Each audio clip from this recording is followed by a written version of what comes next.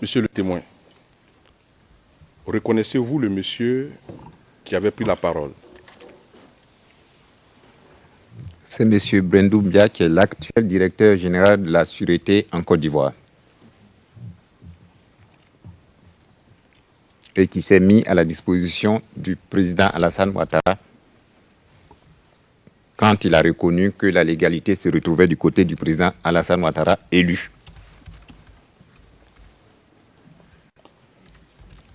Alors, sans avoir égard aux personnes, lorsque vous avez parlé de armée républicaine qui doit soutenir la légalité, était-ce ça dans ses propos? Je ne vais pas parler de tel président ou non, non. Je ne parle pas du président Ouattara ou du président Gbagbo, ce n'est pas de ça qu'il s'agit. Lorsque vous parlez de se mettre du côté de la légalité constitutionnelle, est-ce que, c'est-à-dire une armée républicaine, dans les propos de M. Mbia, était-ce ça ce que vous avez voulu dire? Je ne veux pas interpréter les propos de M. Mbia, mais je vous dis... Non, c'est parfait, c'est parfait. J'ai compris. Ce sont ses propos, qu'il garde ses propos.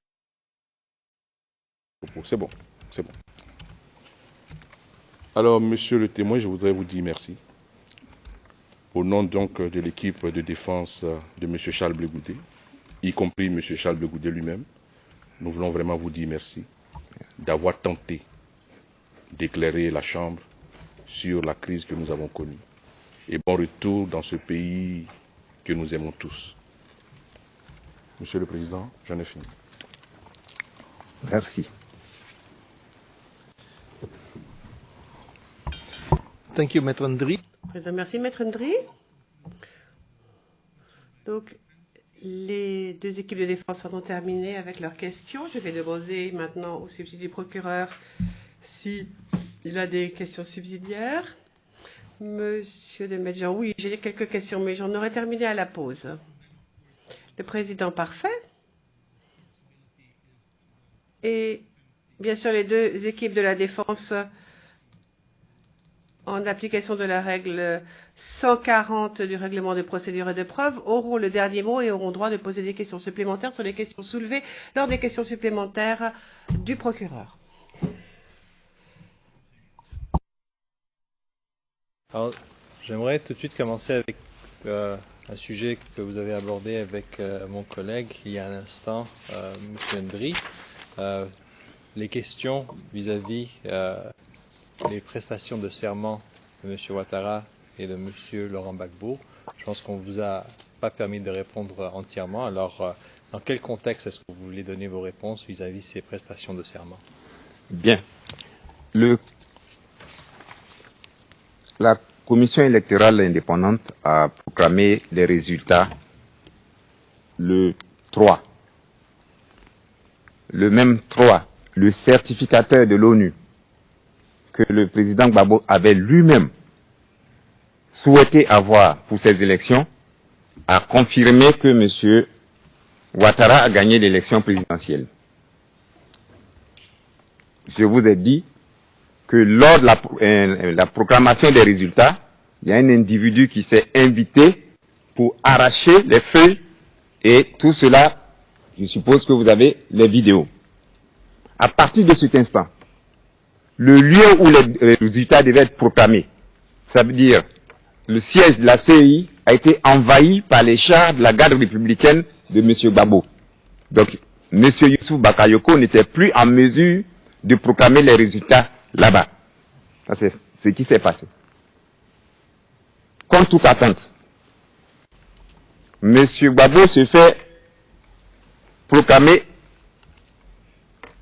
président par le président du Conseil constitutionnel d'alors sur des éléments qui invalident les élections dans près de 10 départements de Côte d'Ivoire. Notre loi électorale est claire. Quand il y a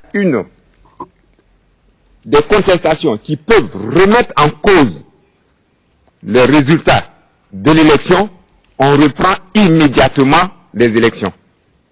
Ce n'est pas ce qui a été fait.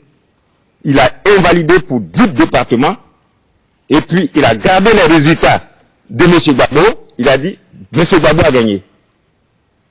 M. Choi, qui était chargé de certifier les élections, dans son document qu'il a transmis à l'ONU par la suite, a dit que même si on considérait qu'on enlevait les voix,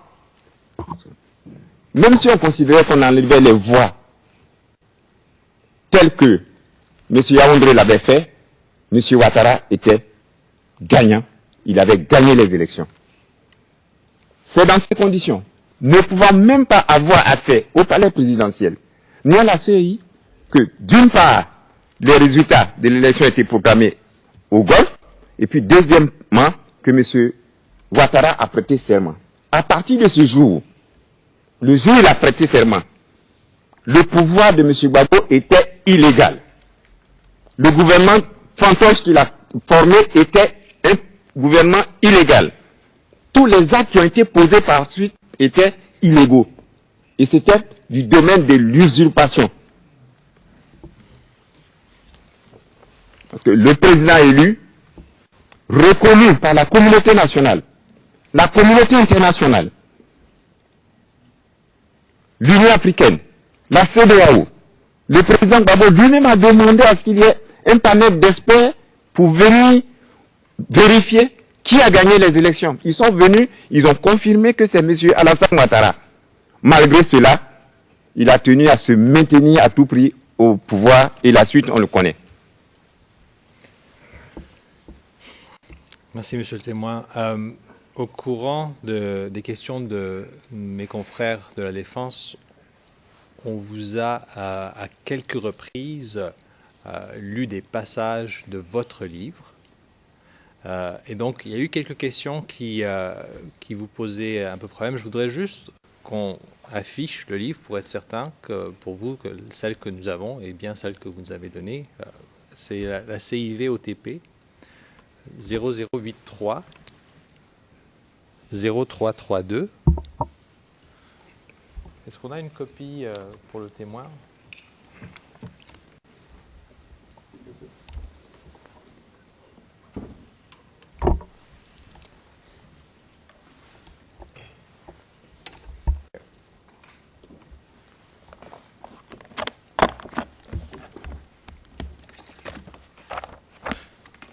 Your Honors, with your permission, could we...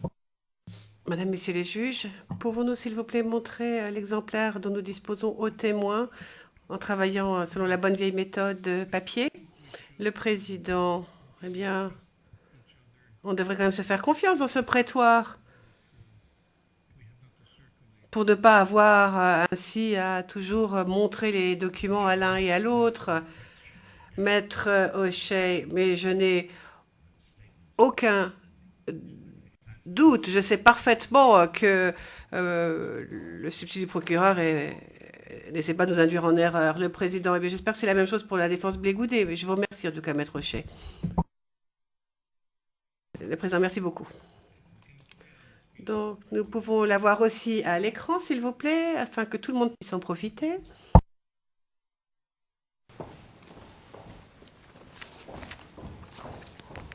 Oui, je confirme. And,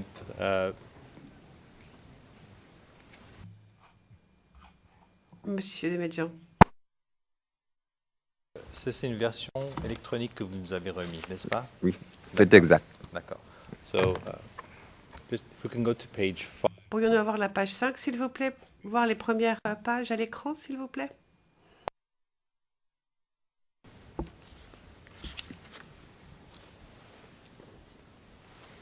D'accord. Alors là, c'est le début de votre livre qu'on voit à l'écran, monsieur le témoin, n'est-ce pas? Oui, c'est ça. Okay. Bon. Le livre fait près de 600 pages. Je ne vais pas montrer toutes les pages. Je voulais juste m'assurer qu'on avait bien la bonne version. Monsieur Nguessan, je passe à un autre sujet. I would say the man. Je parlerai d'un manuscrit. Et le président, ce n'est pas un livre, c'est un manuscrit. Oui. Alors, monsieur Nguessan, mercredi, le président de cette Chambre avait invité les partis à utiliser une carte pour orienter un peu tout le monde sur certains sites que vous avez mentionnés à Abidjan. Si nous vous affichons une carte à l'écran, est-ce que vous pensez que vous serez capable de nous montrer 3 endroits, très simplement? Votre quartier, de votre résidence, le quartier en général, Ok. la résidence présidentielle, vous avez été conduit le 8 avril 2011, Oui. et le palais présidentiel. Si je vous montre une carte d'Abidjan, est-ce que vous pensez pouvoir en général nous montrer les... Oui, je peux vous montrer ça, ces D'accord. lieux. Alors, Monsieur le Président, on y va pour vous situer un petit peu. La carte que nous avons est une carte sur laquelle on s'est mis d'accord avec les partis. C'est la CIV OTP 0092 0410. Et pour que le témoin puisse bien voir, je pense qu'on doit aller vers le bas de la page.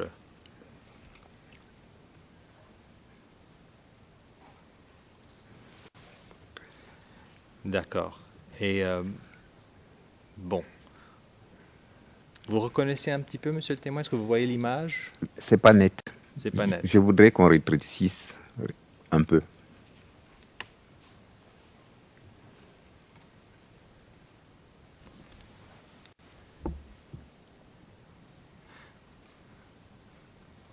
D'accord. Est-ce que là, c'est un petit peu plus net? Oui, c'est beaucoup plus précis. OK.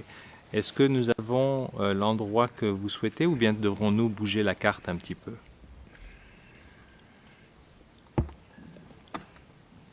On doit la bouger pour aller vers la droite. Droite et on descend légèrement.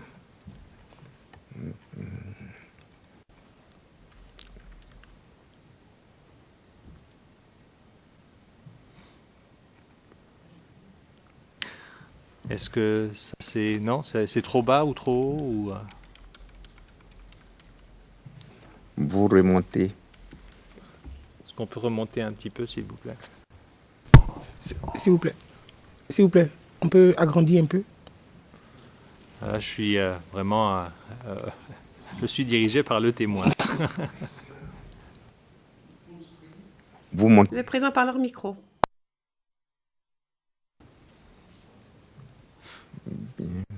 Ok. Allez sur la droite. On peut aller encore un petit peu à droite. Oui. Et vous redescendez. OK. Est-ce que là, ça vous va comme ça? Oui, cette zone, ça va, mais il faudra redescendre un peu. Non, non, non. J'ai dit de remonter plutôt. Encore. Encore. Encore. Encore. Oui. Encore.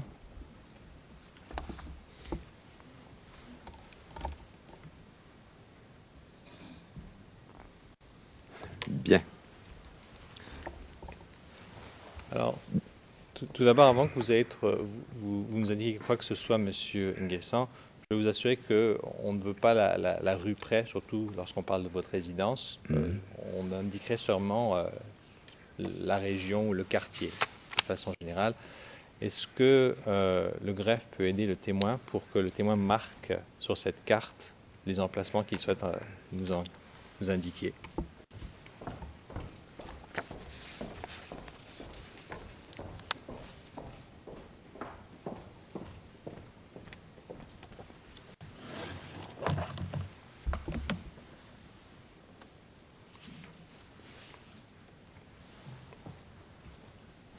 Alors, tout d'abord, est-ce que vous pouvez nous indiquer pour la chambre, quel quartier est-ce que... Mon quartier se trouve dans cette zone. D'accord. Est-ce que vous pouvez mettre la lettre A juste à côté du cercle?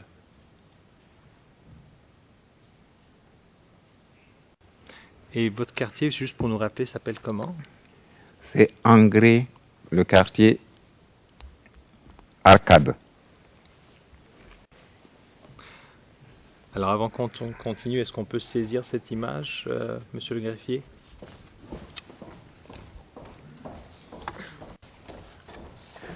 Et c'était ce quartier où vous résidiez en 2010? C'est à cet endroit précisément que j'étais à partir de février 2011. D'accord. Sur cette carte, est-ce qu'on peut voir l'emplacement de la résidence présidentielle? Non. Alors, est-ce que vous pouvez nous guider un petit peu où est-ce qu'on doit se diriger pour retrouver la résidence? Il faut aller un peu encore à gauche. Il faut aller à gauche.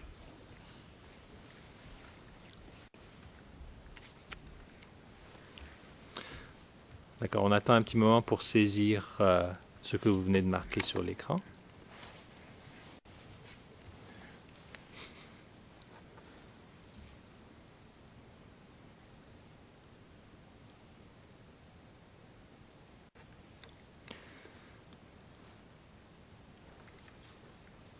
Alors on va vers la gauche. Je pense qu'il va falloir effacer ce Oui. qui était marqué.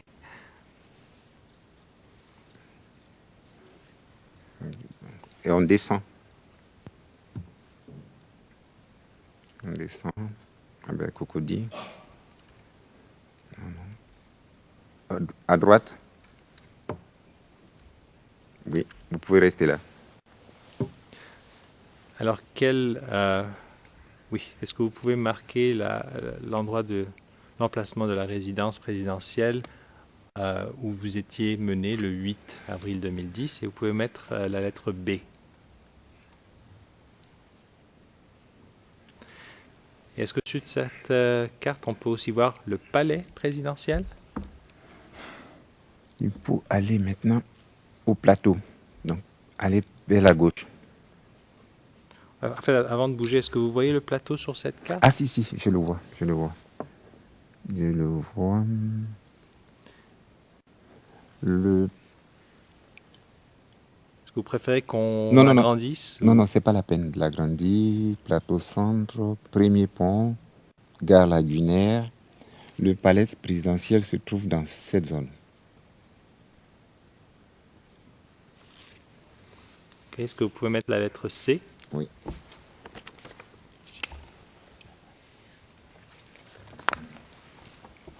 Très bien. Your Honors, does that assist a little bit in... Monsieur le Président, est-ce que cela vous permet de mieux vous repérer pour ce qui est des lieux? Does. Le Président, oui, tout à fait. Monsieur Nguessan, de jouer un petit peu le cartographe pour quelques minutes. Très bien.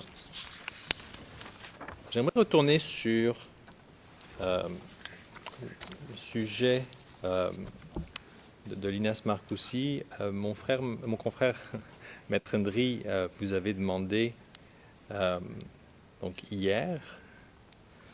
Alors, attendez. Voilà.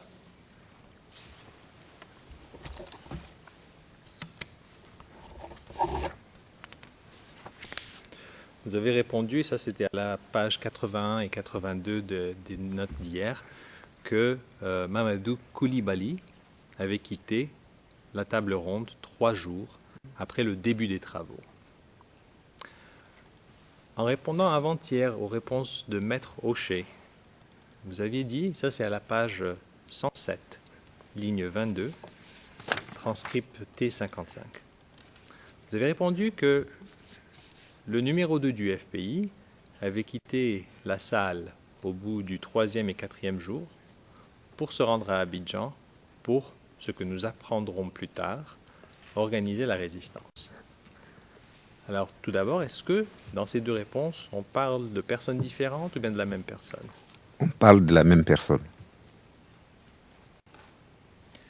Et vous avez expliqué hier que M. Koulibaly était à l'époque le président de l'Assemblée nationale en Côte d'Ivoire. Est-ce exact? C'est exact.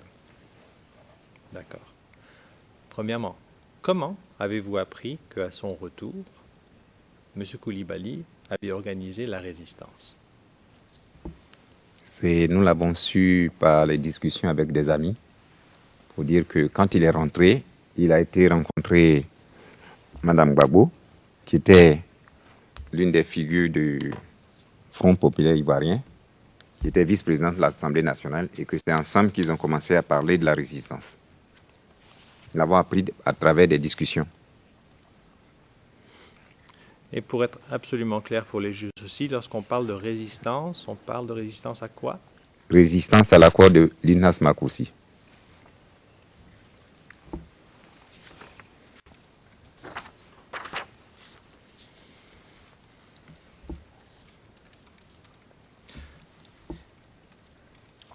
Hier, mon confrère vous avait montré un extrait d'un livre dans lequel M. Koulibaly aurait rédigé les termes « coup d'État constitutionnel ».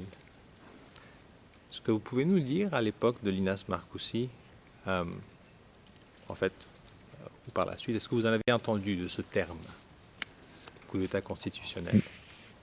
Je n'avais jamais entendu ce terme. Je ne l'avais jamais lu. C'est seulement hier que j'ai entendu parler de ce livre que je ne connais pas. Je crois qu'on parle d'une certaine Pinchot ou bien quoi. Mais franchement, je n'ai jamais vu ce livre. Je ne l'ai jamais lu. Et cette expression, je ne l'avais jamais entendue.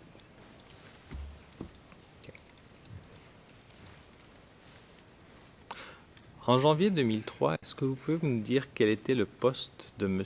Paul Yao Ndré?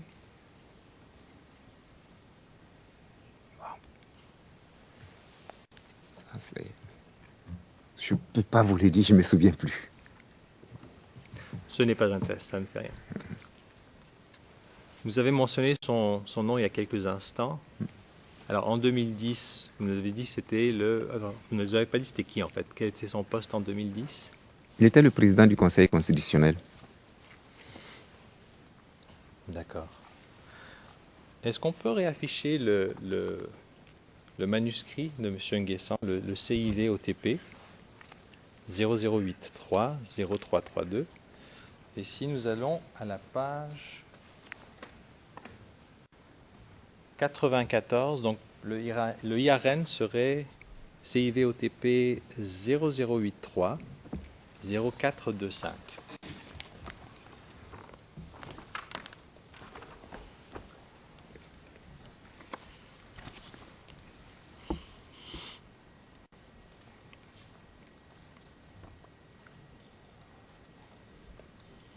Si on peut agrandir le bas de la page,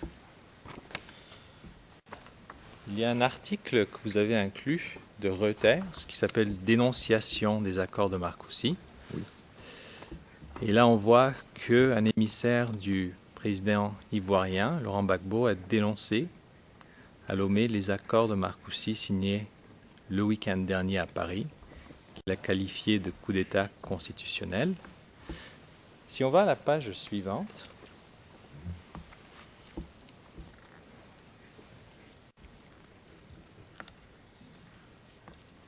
l'article continue, et si on peut agrandir le haut de la page,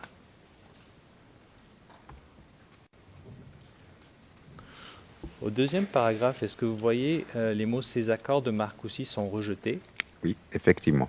a déclaré à la télévision togolaise Paul Yao Ndré, ministre ivoirien de l'Intérieur. Oui.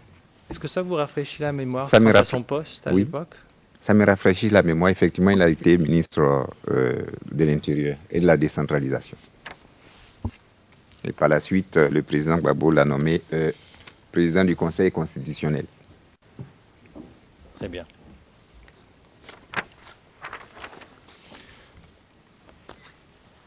Monsieur Nguessan, à un moment donné, vous nous avez dit qu'à son retour, Mamadou Koulibaly, à Abidjan, s'était entretenu avec Madame Simone Gbagbo. À l'époque, donc en janvier-février 2003, quel était son rôle? Mamadou Koulibaly? Non, Madame Gbagbo, pardon. Elle était vice-présidente de l'Assemblée nationale. Très bien. Je passe à un autre sujet, Monsieur Nguessan. Mercredi, mon confrère de la Défense pour Laurent Gbagbo, alors je ne me souviens plus c'était lequel, vous avez posé une question vis-à-vis Accra 3. L'accord de Accra 3. Alors pour les notes sténographiques, c'est le T55 à la page 110. Et la question qui vous avait été posée, c'était à savoir si Laurent Gbagbo était présent à Accra 3. Et votre réponse était que c'est Afi N'Guessan, M. Afi N'Guessan, qui intervenait et qui a signé pour le compte du FPI. Alors, simplement par souci d'exactitude, j'aimerais juste qu'on affiche l'accord d'Accroix 3. En français, c'est le CIV OTP 0091 3038. On me demande de ralentir.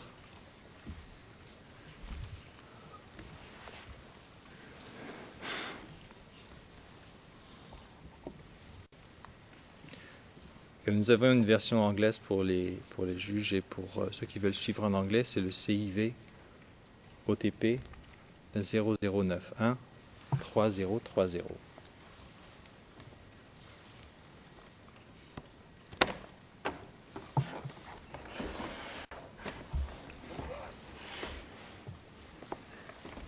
Très bien.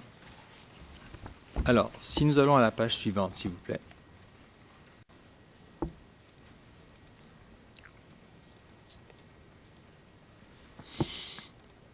Donc la page 2.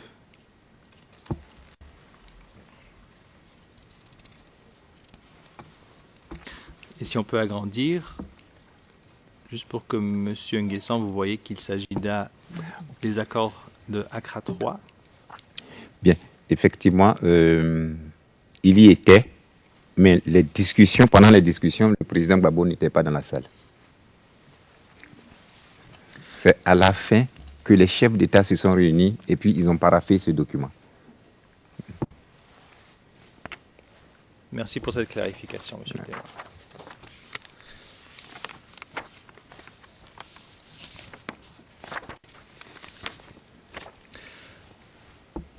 Alors, sur un autre sujet, on peut retirer le document.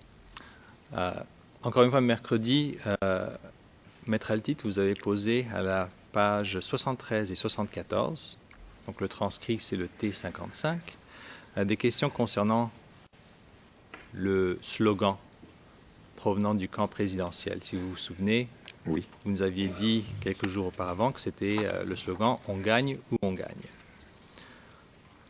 Mon confrère vous avez montré, donc à la page 76 des mêmes transcrits, une vidéo sur laquelle nous voyons Madame Antoinette Alani chanter une chanson pendant un événement. On avait entendu Madame Alani chanter « On gagne et on gagne ». Merci. Vous aviez identifié la première dame actuelle, Madame Dominique Ouattara. Alors, vous étiez sur le point d'expliquer le contexte de cet événement. Oui. Vous avez coupé la parole. Alors, je vous prie de nous expliquer le contexte de cet événement comme vous souhaitiez le présenter. Bien, merci. Tout d'abord, Antoinette Alani dit « On gagne et on gagne et on va gagner ». Le slogan du FPI, c'est « On gagne ou on gagne ». Ce n'est pas la même chose. Deuxièmement, la vidéo dans laquelle on voit Antoinette Alani danser avec la première dame, Madame Dominique Ouattara, a été prise à Bouaké après les élections, pratiquement 2 ou 3 ans après, lors d'une cérémonie relative à l'accueil du chef de l'État Alassane Ouattara à Bouaké. C'était une visite d'État qu'il faisait. Je précise que j'étais présent à la tribune officielle. Et donc, la chanson d'Antoinette Alani a servi à galvaniser les foules pendant cette manifestation festive et heureuse parce que, pour ceux qui comprenaient le baoulé, Antoinette Alani, avant de commencer à chanter, a remercié la population de Bouaké d'avoir voté massivement le président Alassane Ouattara et remercier Alassane Ouattara d'être venu pour dire merci aux populations de Bouaké. C'est le contexte exact. Ça n'a pas été utilisé par le RDR pour une propagande politique.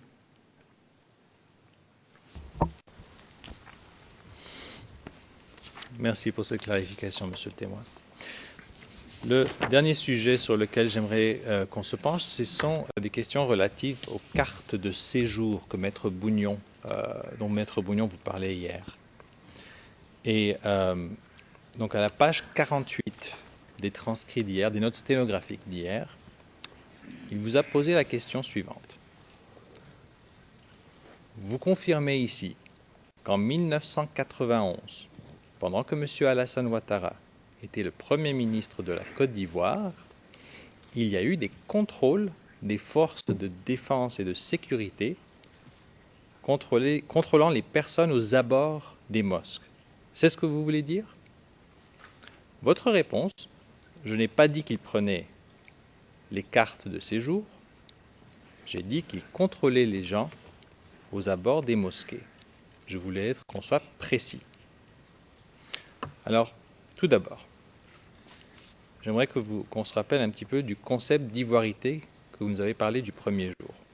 Vous l'avez expliqué, si j'avais bien compris, qu'il avait émergé suite à l'arrivée du président Konan Bédié. Est-ce exact? C'est exact. D'accord. Cette première journée, donc les transcrits sont T53 à la page 17. Vous avez donné un exemple en 1998 d'un homme arrêté sur la rue près de la ville de Tumodi parce qu'il était étranger. Alors, dans cette réponse, vous parlez des mosquées. Vous dites qu'on se souvient encore qu'à un moment donné, on allait faire les contrôles d'identité devant les mosquées. Et que les forces de défense et de sécurité chargées de la sécurité des populations déchiraient les cartes nationales d'identité de toute personne qui avait un nom à consonance nordique. Alors, pour nous clarifier un petit peu les réponses que vous avez données hier, à partir de quand est-ce qu'il y a ce genre de contrôle aux abords des mosquées? À partir de quelle année à peu près? Ça avait même commencé sous le président Bédié. Ça avait commencé sous le président Bédié. Je crois même qu'à un moment donné, avant qu'il ne survienne le coup d'État, il avait pris des mesures pour contrôler lui-même le fonctionnement de, comment on appelait ça, une structure de sécurité. Mais je n'ai pas les thèmes exacts, mais dans les années 98, même, peut-être même en 99, constatant lui-même les dérives des forces de défense et de sécurité sur les populations, il a pris sur lui de gérer en direct ces problèmes. Et cela a continué sous le président Laurent Gbagbo. Déchirure des pièces d'identité parce que les gens ont des noms à consonance nordique. Je peux même vous dire que quand on a établi les cartes nationales d'identité, il y a certaines zones où on ne les a pas distribuées.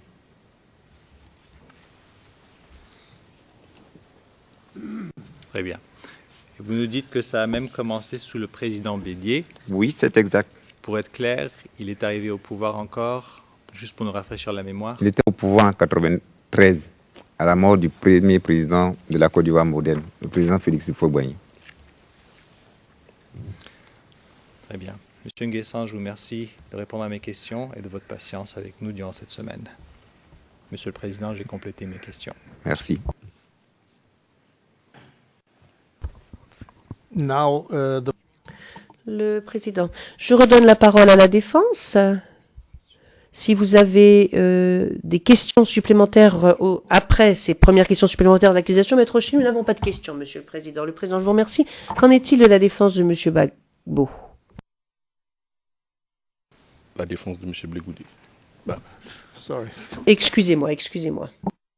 Nous avons quelques questions et Maître Bougnon va les mener. So, Maître Bougnon, please go ahead.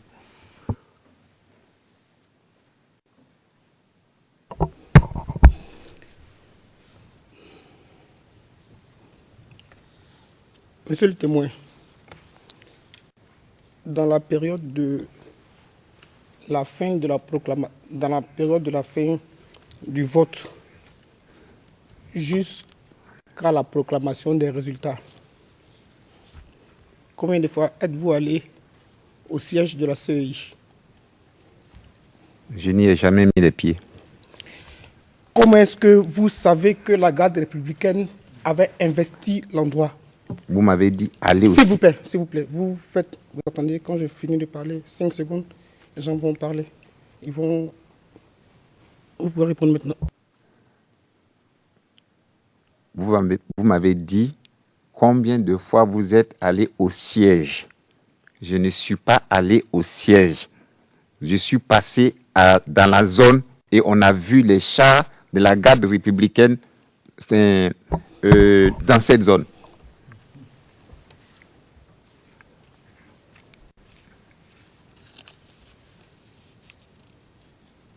Vous n'êtes pas allé au siège, vous êtes passé dans la zone et vous avez vu les chars de la garde républicaine dans la zone vers où?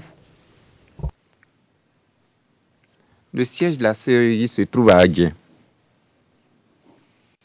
Et quand on passe sur la grande voie du boulevard Latry, on voit facilement le siège de la CEI et pratiquement tous ceux qui doivent aller au plateau passent systématiquement par le boulevard Latry en son temps. Parce qu'aujourd'hui, je peux vous dire qu'il y a plusieurs voies d'accès au plateau. Donc, il est loisible de voir des chars garés devant le siège de la CEI.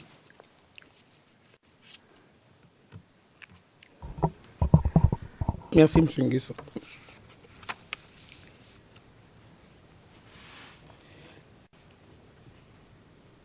Vous avez longtemps et plusieurs fois parlé de l'incident qui a montré, je dis son nom, tout le monde le sait ici, M. Damana Adia Picas en train de déchirer des résultats.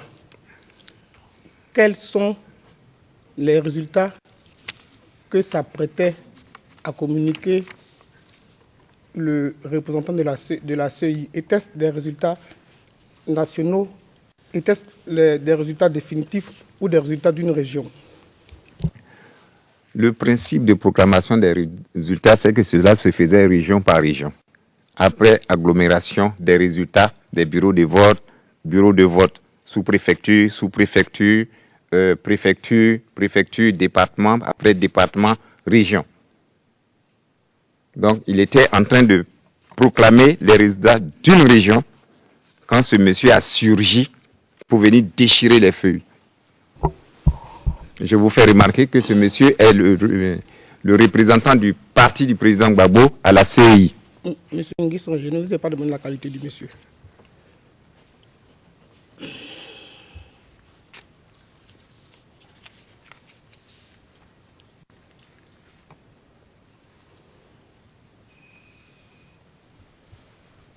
Quand vous dites à plusieurs reprises que la CEI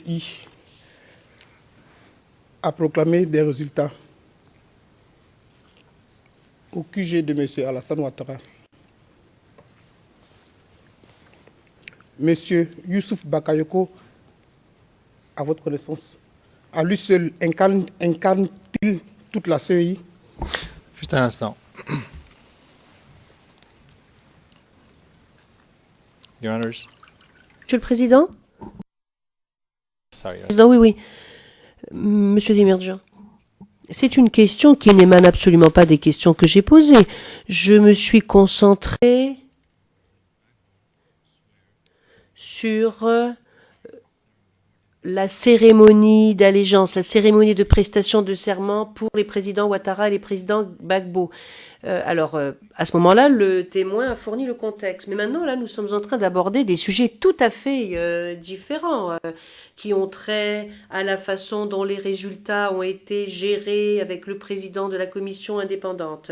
Ça n'a rien à voir avec les questions que j'ai posées. Moi, ce qui m'intéressait, c'était l'endroit où il y avait eu cette cérémonie d'allégeance. Le président, oui, mais nous avons également parlé de l'endroit où cela a été proclamé, la façon dont cela a été proclamé, par qui. Donc je pense que c'est un prolongement en quelque sorte. Donc Maître Bougnon, je vous en prie, poursuivez, mais nous sommes déjà informés de ces choses. Je pense que nous en avons déjà parlé dans d'autres circonstances, avec ce témoin et sans ce témoin d'ailleurs. Donc poursuivez, je vous prie.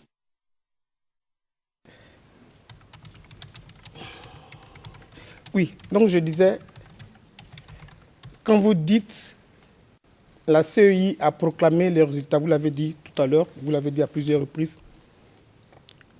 Vous avez dit aussi que M. Youssouf Bakayoko est allé proclamer les résultats à l'hôtel du Golfe parce qu'il ne pouvait pas le faire au siège de la CEI.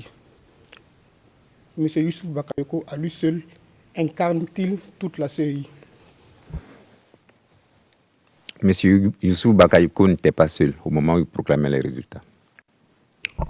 Merci, monsieur le témoin.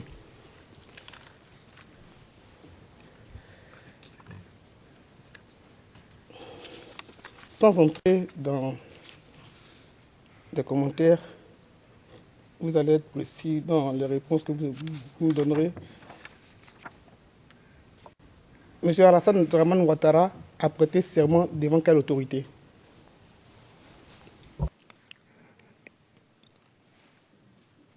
Il a prêté serment à travers un courrier, et notre Constitution le permet. Monsieur Alassane Dramane Ouattara a prêté serment devant quelle autorité, s'il vous plaît? Monsieur Alassane Ouattara a prêté serment devant le peuple de Côte d'Ivoire. Merci. Monsieur Laurent Gbagbo a prêté serment devant quelle autorité?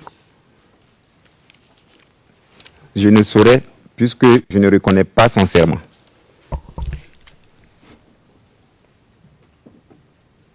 Yes, but here we are again. Mais là, une fois de plus, là, nous allons parler politique. Ce que je veux dire, c'est que, bon, cela a déjà été dit. Ou comment s'est passée la cérémonie de prestation de serment. Alors, je pense que nous ne devrions pas aborder ce débat politique. Mais juste pour dire que ma question n'était pas politique, c'est plutôt la réponse qui est politique. Et sinon, elle était simple, ma question. Je veux continuer, Monsieur le Président. No, but you cannot comment. Non mais Monsieur Emergent, non, vous ne pouvez pas faire d'observation sur la teneur de la réponse du témoin. Le président, oui, mais les questions justement déclenchent ou ont déclenché une réponse politique de ce témoin.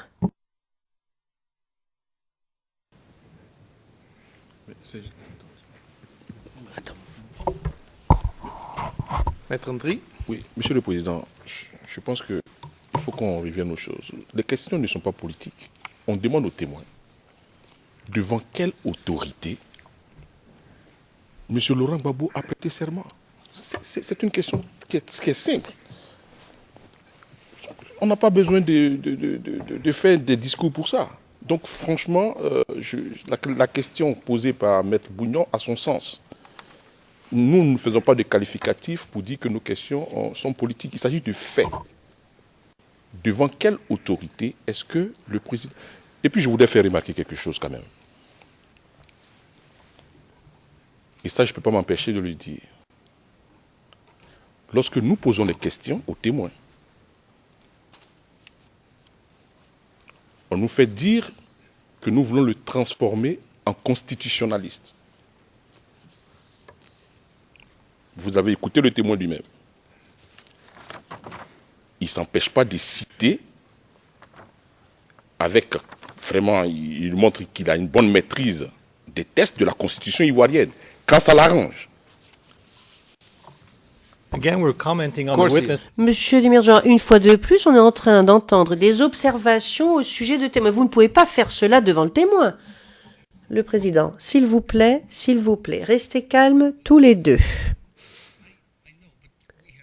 Non, je sais, mais bien sûr que vous devez poser des questions et que vous obtiendrez des réponses, mais il y a quand même des questions.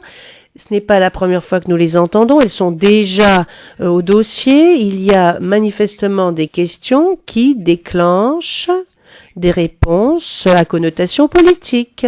Donc j'ai demandé aux témoins de ne pas répondre de façon politique, mais de répondre tout simplement à la question, si tant est qu'il peut répondre à cette question. Mais j'aimerais quand même demander aux deux parties un peu de calme, je vous prie. Et puis en plus, si vous prenez encore plus de temps, vous avez besoin de combien de temps? Nous allons faire la pause sinon, si vous avez besoin de beaucoup plus de temps, parce que c'est bientôt 11 heures. Monsieur le Président, pour ne pas qu'on ait à revenir, je pense que 5-10 minutes maximum pour ne pas qu'on ait à revenir parce que je pense que j'ai juste 2 ou 3 questions. Thank you. Then let me Merci. Alors, je m'adresse aux interprètes et aux sténotypistes. Est-ce que nous... Bon, si nous avons un volet d'audience de 2 heures, ensuite ce sera terminé. Merci beaucoup. Donc, je pense que nous allons pouvoir prolonger ce volet d'audience. Donc, nous pouvons aller jusqu'à 11h30. Merci beaucoup. Nous n'arriverons pas jusqu'à 11h30. Monsieur Nguessan, vous me dites si vous vous rappelez, il y a eu 2 tours des élections, si mes souvenirs sont exacts.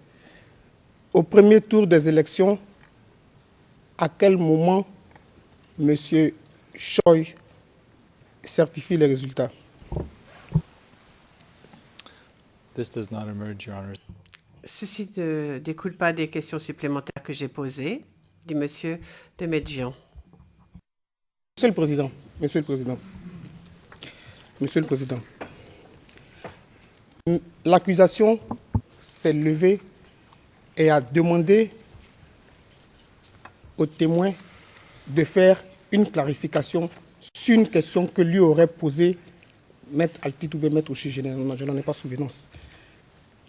Le témoin, pendant 5 minutes, a répondu à cette question en donnant certains détails.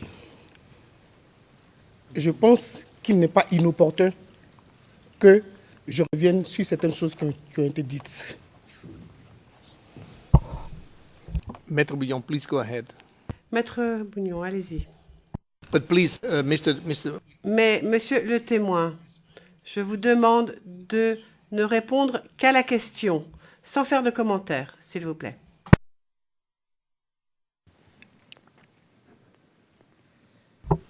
Vous vous rappelez de la question, mais vous voulez que je la répète? Si vous pouvez la répéter. Je demande au premier tour des élections en Côte d'Ivoire, à quel moment M. Choi a-t-il certifié les résultats? Après la proclamation par la CEI.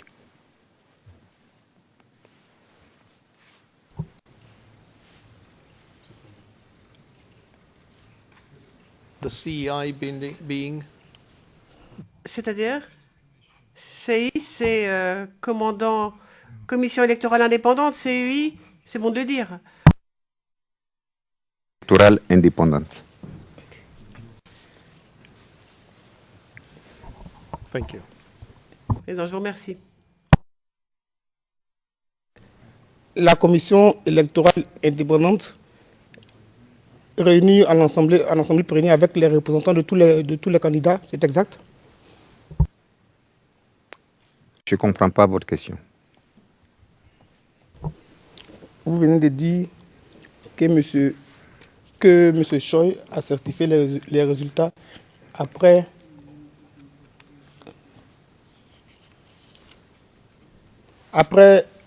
que la CEI ait donné les résultats, ait proclamé les résultats.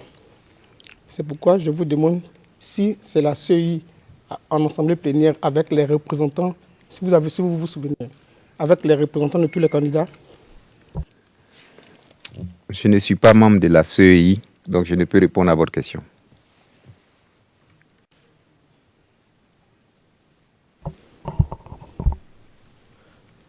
Au deuxième tour, à quel moment M. Choi certifie les résultats?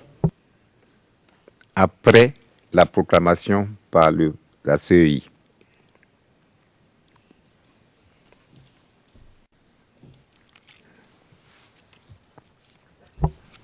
À cette époque, si vous vous souvenez bien, quelle est la particularité de la CEI? Enfin, quelles sont les composantes qui composent la CEI? Je ne saurais vous répondre.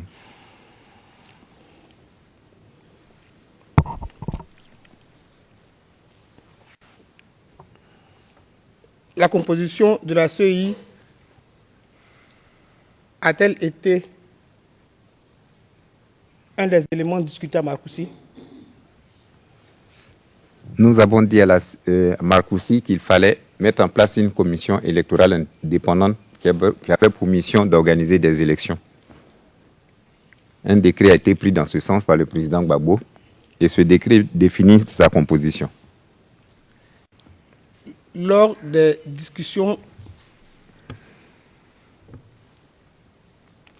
des dites discussions, avez-vous parlé de la composition de la CEI, des gens, puisque vous avez parlé du gouvernement, des gens que les partis politiques devaient apporter pour former le gouvernement? Est-ce qu'à cette occasion, vous avez discuté de la composition de la CEI? La composition de la CEI n'a pas fait l'objet de discussions à Marcoussis. Merci.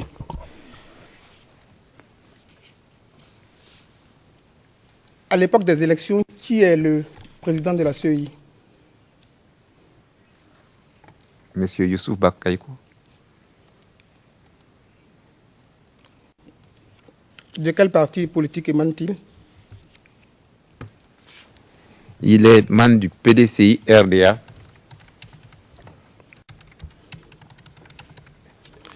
Le PDCI RDA, membre du RHDP, c'est exact?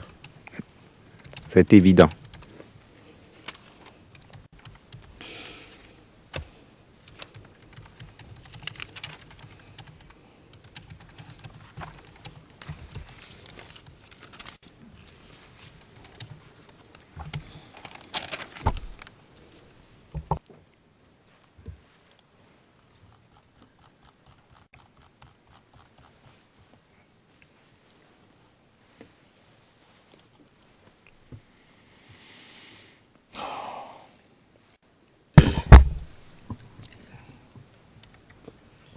Monsieur Koulibaly Mamadou,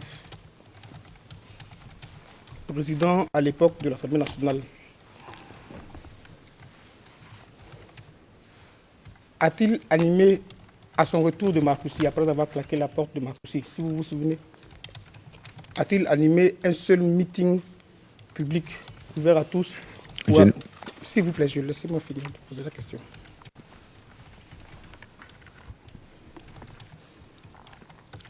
Monsieur Koulibaly Mamadou a-t-il animé un seul meeting pour appeler à la résistance? Je ne fais pas partie de son parti, donc je ne connais pas son programme après Marcoussis. Monsieur Nguessan, je vais vous reposer la question. Je vous demande si, à son retour de Marcoussis, à votre connaissance, Monsieur Koulibaly Mamadou a-t-il animé un meeting pour appeler un meeting public pour appeler à la résistance? Si vous le savez, si vous vous en souvenez, vous dites que vous vous en souvenez. Je n'en sais rien. Merci.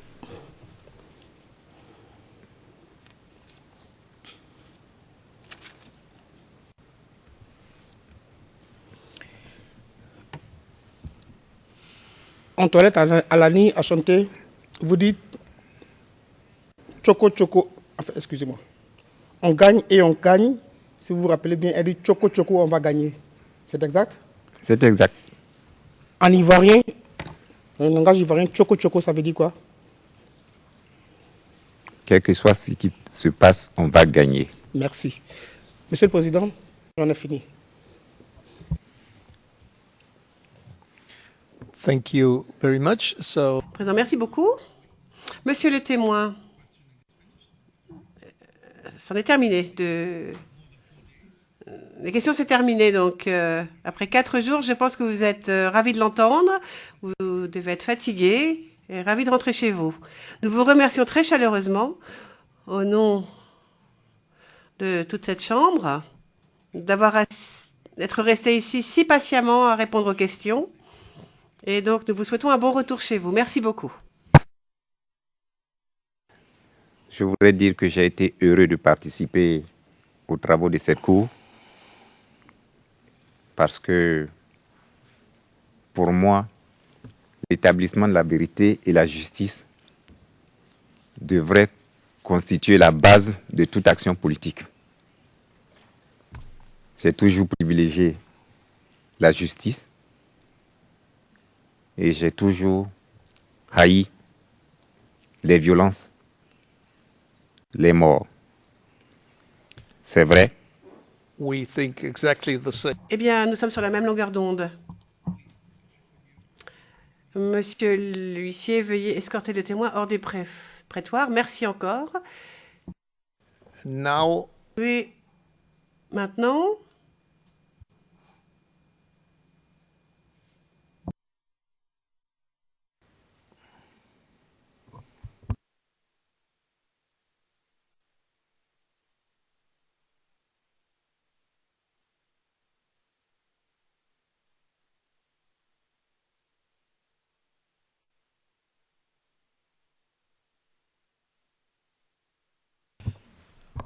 I would donc maintenant, j'ai 2 décisions orales à lire. Et pour et ensuite, nous devons passer à huis clos partiel très rapidement pour parler d'une question soulevée par le bureau de l'accusation. Et ensuite, Philippe, vous me regardez, pourquoi?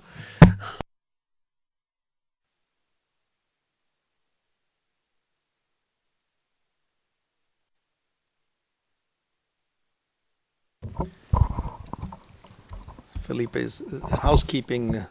Nous avons quelques problèmes administratifs. Philippe, c'est à vous. Le président, c'est juste pour donner les numéros ERN des 2 cartes qui ont été annotées par les témoins aujourd'hui. La carte originale référencée sur la code CIV OTP 0092 0410 a été annotée 2 fois par les témoins 48. La première annotation, vous pourriez la trouver sous la cote CIV REG 0001 0004. Et la deuxième annotation se trouve sur la cote CIV REG 0001 0005. Ce sont pour l'instant 2 documents confidentiels parce qu'ils suivent le même niveau de classification que la carte originale. Merci.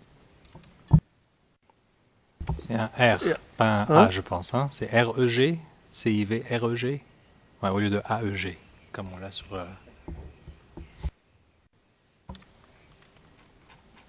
Oui, Monsieur le Président, je confirme ce CIV REG pour Registry, ou greffe. Did you say that the maps are confidential? Le président, mais les cartes sont confidentielles? Qu'est-ce qui est confidentiel? Oui, Monsieur le Président, elles sont confidentielles parce que c'est le même niveau de classification qui était mentionné pour la carte initiale, de moins d'après les métadonnées que j'ai dans le logiciel de la Cour. Si jamais ces cartes doivent être classées comme éléments publics, toutes les 3, l'original plus les 2 annotations, je peux les faire en suivant les instructions de la Chambre. Oui, il n'y a aucune raison de les garder confidentielles, Monsieur le juge. Merci. I would say the same. Il me semble que ça me paraît logique, dit le président.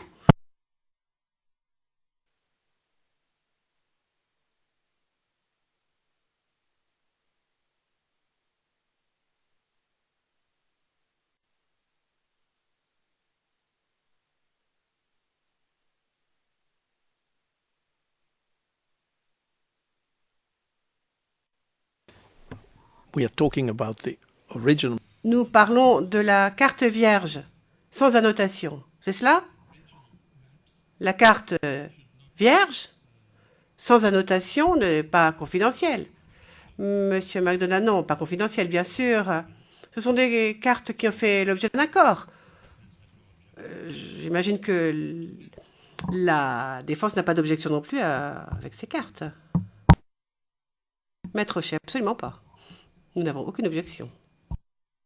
Je pense que nous sommes encore en train de... on avait fait des accords sur la carte de la Côte d'Ivoire. Tout à l'heure, on a laissé passer parce qu'il n'y avait pas de discussion. Mais je ne crois pas qu'on ait des accords définitifs sur la carte, encore sur les cartes d'Abidjan. Nous sommes encore en train de... J'ai même vu à cet effet-là encore des échanges de mails, mais je ne crois pas qu'on ait encore d'accords définitifs sur les cartes. I would be very... Le président, ça me surprendrait énormément. En plus, ça me troublerait pour le moins. Et me contrarierait. Monsieur MacDonald, enfin, corrigez-moi si je m'abuse, si je me trompe, parce que je n'ai pas écouté les discussions, mais d'après les rapports qu'on a fait de ces discussions, je pense que la carte a fait l'objet d'un accord. Alors maintenant, il faut qu'on se mette d'accord sur certains emplacements qui seraient de notoriété publique. En ce qui concerne les cartes, eh bien, nous avons fait un rapport à la Chambre, comme quoi ces cartes faisaient l'objet d'un accord, mais pas les emplacements. Le président, on verra. On verra. Donc, comme je l'ai dit, je dois donner lecture de 2 décisions. Ensuite, nous passerons à huis clos partiel pour parler d'un sujet soulevé par l'accusation. Et ensuite, nous reviendrons en audience publique. Donc, première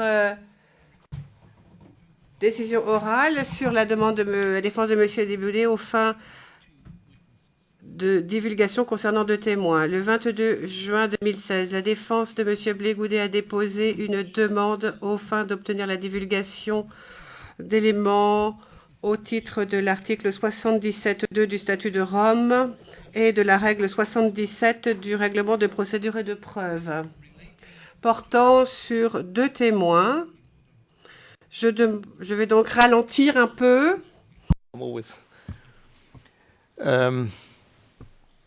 More specifically. Donc, plus précisément, concernant l'évaluation psychologique préparée par le psychologue du bureau du procureur dans le cadre des interviews des 2 témoins mentionnés dans la demande.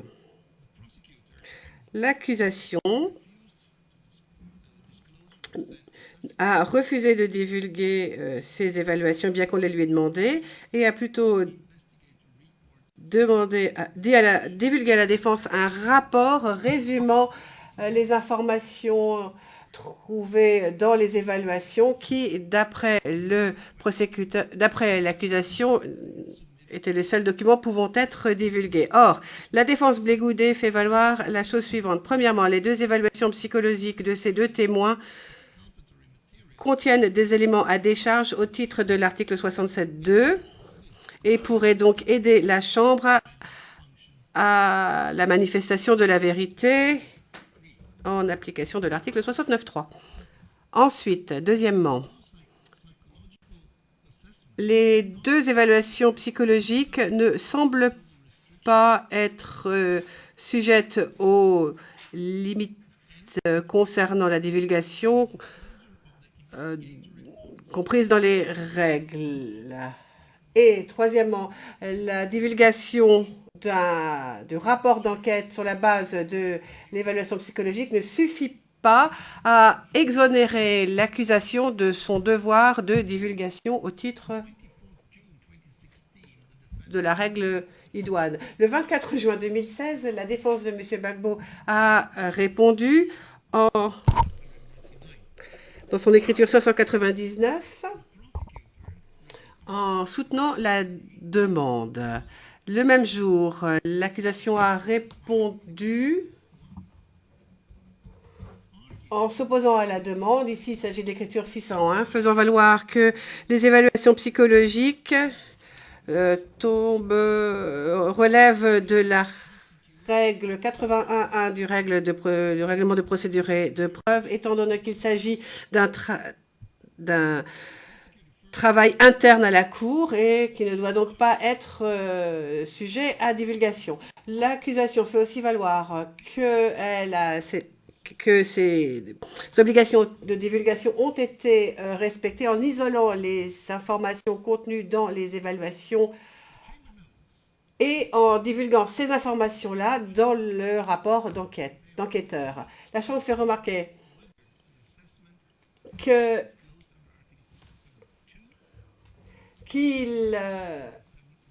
la Chambre fait valoir que la requête qui lui est présentée n'est pas très claire. On ne sait pas si ce que l'on doit divulguer au titre de l'article 67.2 ou de la règle 67 du règlement. L'article 67.2 du statut dispose que s'il y a doute en ce qui concerne l'application de cette disposition, c'est la Chambre qui aura le dernier mot.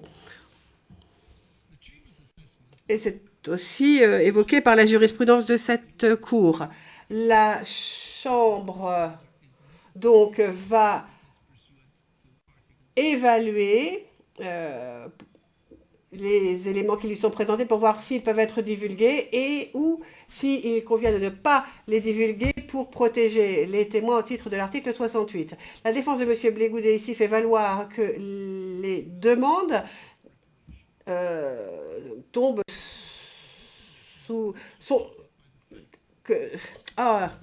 la défense de M.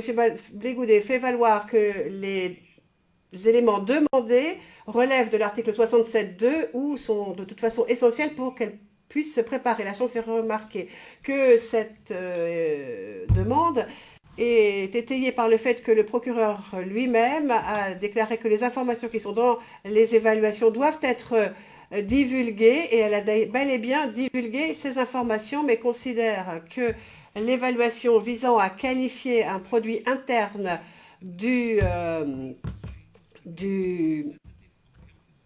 la Cour ne relève pas de la règle 81.1 du règlement, en tout cas pas de son esprit. En fait, l'évaluation reflète les échanges et les analyses de ces échanges entre un représentant du bureau du procureur et ici donc les deux témoins.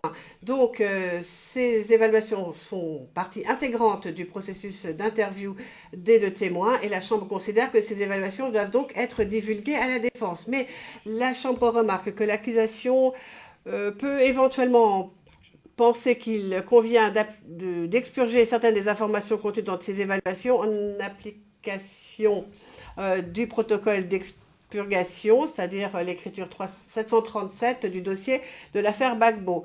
Les expurgations, néanmoins, devront être limitées afin que le document puisse toujours être intelligible. Étant donné que l'un des témoins devrait témoigner dans fort peu de temps, la Chambre demande à l'accusation de divulguer l'évaluation le plus rapidement possible.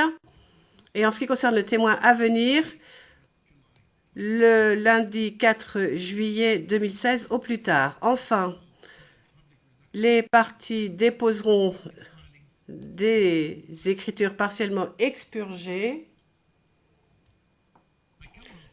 de leurs différents documents. Maintenant, je vais rendre notre décision sur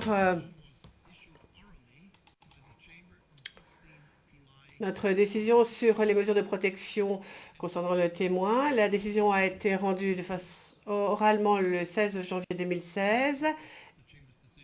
Et voici la décision de la Chambre. Donc, lorsque les mesures de protection sont ordonnées aux fins de préserver l'identité d'un témoin, c'est-à-dire que l'on utilise un pseudonyme et que l'on déforme les traits du visage et la voix, les mesures suivantes s'appliqueront. Premièrement, la diffusion publique de la procédure et la publication des comptes rendus ne se feront qu'à la fin du témoignage de cette personne et uniquement une fois le témoignage entier revu et expurgé si nécessaire. Ensuite, les enregistrements vidéo expurgés et transcriptions expurgées seront rendus publics. Les parties doivent présenter leur proposition d'expurgation par le truchement du greffe, comme cela se fait lors des audiences. Fin de citation. Donc, vous trouverez cela dans le transcript en temps réel, page 100. Il s'agit du transcript T52. La défense de Laurent Gbagbo a demandé autorisation de faire appel de cette décision le 22 juin 2016, écriture 597, confidentielle et expurgée.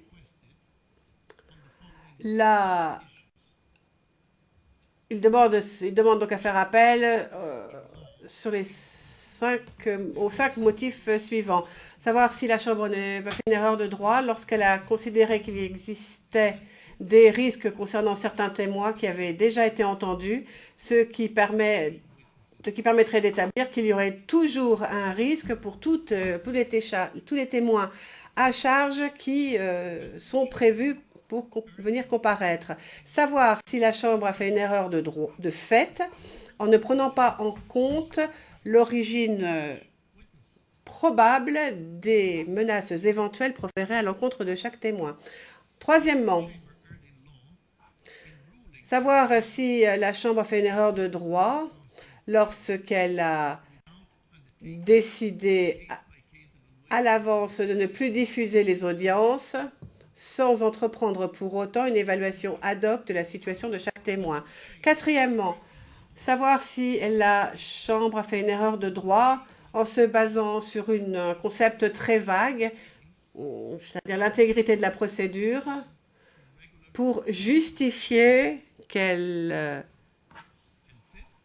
mette un terme à la diffusion régulière des audiences.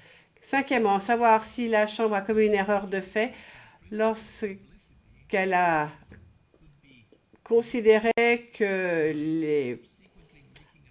le préjudice porté au principe de la publicité des débats pouvait être atténué en rendant les enregistrements des audiences et les transcriptions expurgées publiques ultérieurement. La Chambre fait valoir que la décision de la Chambre concernant la publicité des débats, qui est un droit fondamental de l'accusé, et en créant des conditions, je cite, d'irresponsabilité totale des témoins. Donc la Chambre, selon laquelle cette décision aurait un impact sur l'équité de la procédure, et je cite à nouveau, empêchant qu'il y ait les conditions optimales permettant la manifestation de la vérité. Fin de citation. La Chambre conclut donc que l'appel interlocutoire est correct, étant donné, pour empêcher que ce procès soit mené sans prendre en compte la publicité des débats et l'équité du procès en ce qui concerne l'accusé.